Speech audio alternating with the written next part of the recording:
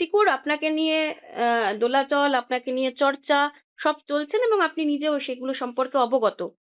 আহ, হ্যাঁ, তৃণমূলে যাওয়া নিয়ে এর আগেও আপনার সঙ্গে আমি জিজ্ঞাসা করেছিলাম, আপনি অন্তরায় রেখেছেন। আবারও জানতে চাইবো যে এরপর কি প্রতিকূল? দেখুন লাইফ ইজ এ জার্নি। জীবনটা একটা পথ। আমি এমন একটা পথে প্রান্তে এসে দাঁড়িয়েছি যার সামনে অনেকগুলো বাঁক আছে। আমি জানি না বাঁকের ওপারে খাদ আছে, না ফুল বিছানো জমি আছে, না কাঁটা আছে, না রাস্তা আছে, আই ডোন্ট নো। তো ফলে বাঁকটা ক্রস না করলে আমি কিছু বলতে পারবো না আমার এরপরের পথ কি।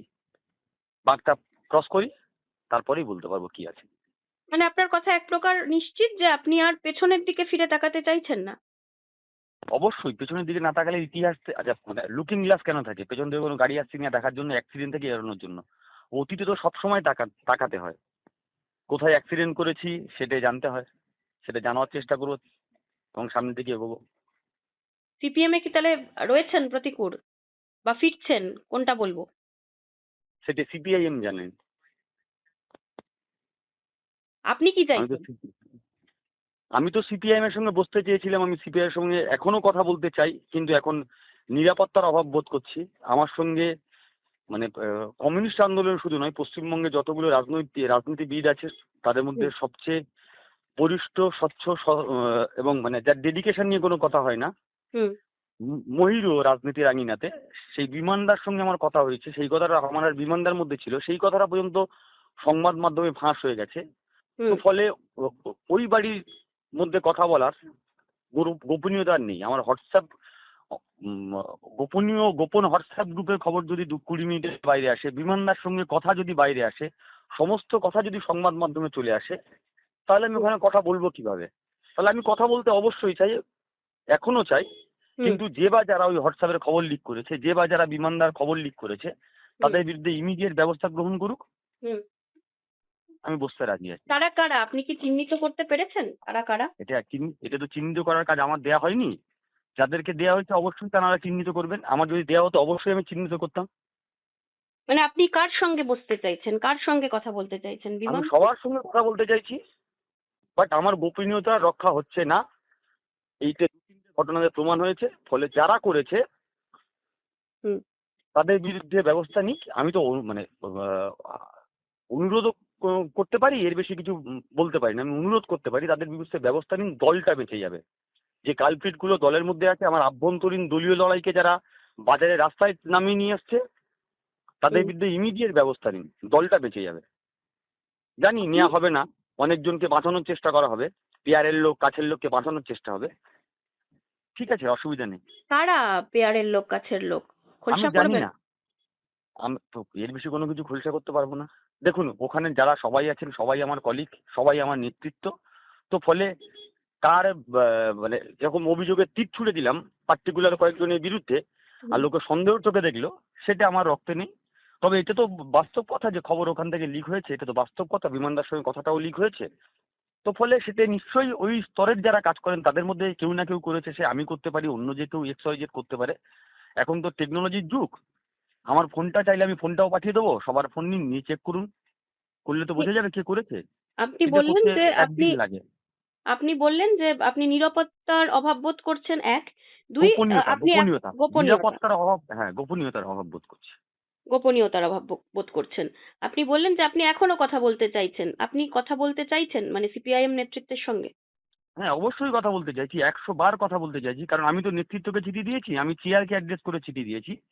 যে চেয়ারকে অ্যাড্রেস করে চিঠি দিয়েছি সেই চেয়ারের পক্ষ থেকে এখনো কোনো তোমার কি বলে অব্যাহতি গ্রহণ করলাম বা ডিনাই করলাম, বা তুমি এসো, বা তুমি মিটিং এ বসো, আমি তো পাইনি এখনো। হুম। তো বলে সেখান থেকে তো এখনো আসেনি। সেই সেখান থেকে এলে ভেবে দেখবো। আসেনি, এখনো আসেনি। রাজ্য সম্পাদককে উল্লেখ করে আপনি চিঠি দিয়েছিলেন? অবশ্যই। কিন্তু সেটা যদি আপনি মানে হ্যাঁ অবশ্যই, সেটা তো লুকোচুরি কোনো বিষয় নেই।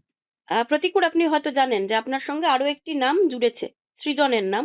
যেহেতু নাকি আমি আপনি শুনিনি, আমি শুনছি আপনার মুখ থেকে প্রথম শুনছি। হ্যাঁ, সৃজনের সৃজন, নাম হ্যাঁ, তো কি সেক্ষেত্রে কি জুড়েছে? মনে হচ্ছে যে আপনারা ফ্রেমড হচ্ছেন একসঙ্গে, বা আপনাদের নাম কমন হিসেবে নেওয়া হচ্ছে, যে প্রতিকূল রহমান আর সৃজন ভট্টাচার্যকে, আমি নিজেও তার সাক্ষী, একসঙ্গে আপনাদের আমি দেখেছি ছাত্র রাজনীতি করতে। সৃজন ভট্টাচার্য রাস্তাঘাটে 10টা প্রতিকূলমান পেয়দা হতে পারে, সিপিআইএম পশ্চিমবঙ্গ রাজ্য কমিটির মধ্যে সৃজন ভট্টাচার্য, সৃজন ভট্টাচার্য থার্ড জেনারেশন কমিউনিস্ট। ওই ছেলেটার সম্পর্কে অভিযোগ করবার আগে তার ব্যাকগ্রাউন্ড, তার ডেডিকেশন, তার ত্যাগ ভাবা উচিত। সৃজন ভট্টাচার্য সৃজন ভট্টাচার্য, প্রতিকুর রহমানরা সবসময় জন্ম নিতে পারে, বাট এক দশকে একটা সৃজন ভট্টাচার্য জন্ম নেয়।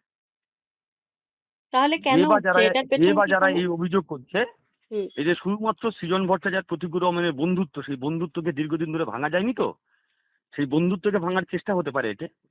অনেকে হিন্দু মুসলমান করেছে, অনেকে গ্রাম শহর করেছে, অনেকে ফর্সা কালো করেছে, তাতেও বন্ধুত্বকে সামান্য চিরও ধরাতে পারেনি।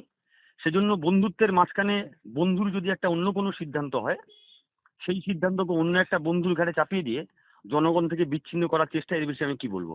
তবে যে বা যারা এই কাজটা করছেন, ভুলে যাবেন না ব্যক্তিটির নাম হচ্ছে সৃজন ভট্টাচার্য। আমি এটা ধরে নিতে পারি যে আপনি কথা বলতে চাইছেন, এটা আপনি বলছেন।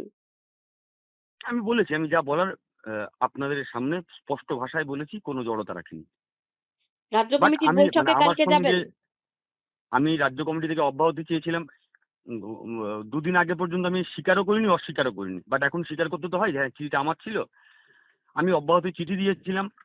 হুম, সেই অব্যাহত চিঠি পাওয়ার পরে আমাকে, যাকে চিঠি দিয়েছিলাম তিনি রাজ্য কমিটির মিটিং এ আসবার জন্য ডাকেননি, এখনো পর্যন্ত ডাকেনি। আপনার ফোন পাওয়ার পর হয়তো ডাক আসতে পারে, আই ডোন্ট নো। হ্যাঁ, সেই ডাক আসেনি, তো ফলে যাবো কি না যাবো সে তো বলার কোনো প্রশ্নই নেই। এই কিছু মহল থেকে এটাও বলা হচ্ছে যে প্রতিকুর রহমান দর বাড়ানোর চেষ্টা করা হচ্ছে, তাদের কিছু বলতে চান? প্রতিকুর রহমানের মানে যে বা যারা বলছেন, হুম, আমার একদমই কোনো দর নেই, আমার চার আনারও দাম নেই আমার। আমি নিতান্ত ডায়মন্ড হারবারের, প্রত্যন্ত বলবো না, একটা গ্রামের ছেলে, 1.5 ঘন্টা ট্রেনে চেপে কলকাতায় গিয়ে রাজনীতি করতাম। আমার কোনো দর নেই। যে বা যারা নিজেদের দর বাড়াতে চান, সে যে কোনো দলের, কে বলেছে আমি জানি না, আমি যে দলটা করতাম সেই দলের বলেছে না বিরোধী কোনো আপনার দলের দলের বলেছে। লোকজনই বলছেন এই কথা। হ্যাঁ, আপনার কার দলের বলছে? লোকজনই বলছেন। আপনার দলের লোকজনই, মানে আপনি আচ্ছা এখনো অবধি যে দল থেকে অব্যাহতি পাননি বা আপনাকে কিছু আচ্ছা, কমিউনিকেট করা হয়। বা পেয়েছি, হ্যাঁ পাননি বা পেয়েছি, এরকম দুটো কোনো কনফার্মেশন নেই। যাই হোক, যে বা যারা বলছেন ওনাদের অনেক দর আছেন, ওনারা দর কষাকষি করতে পারেন। আমি গাঁয়ের ছেলে, অত মার কাটা দিয়ে রাজনীতির মারপ্যাঁচ তো বুঝি না। আমি স্পষ্ট কথা স্পষ্টভাবে সামনে বলতে শিখেছি, সেটাই আমি বলেছি। আর প্রথম কথা হচ্ছে, দর বাড়িয়ে কি করব? যদি দর বাড়ানো হতো 2008 সালে বাড়াতাম, যদি দর বাড়ানো হতো 11 সালে বাড়াতাম, যদি দর বাড়ানো হতো 21 সালে বাড়াতাম, যদি দর বাড়ানো হতো 24-এও বাড়াতাম। তখন বাড়াইনি, এখন দর বাড়াতে যাবোই কেন? থ্যাংক ইউ প্রতিকুল, ফলে থ্যাংক ইউ। ধন্যবাদ আপনাকেও। বাংলার আওয়াজ, বাঙালির আবেগ, জি 24 ঘন্টা।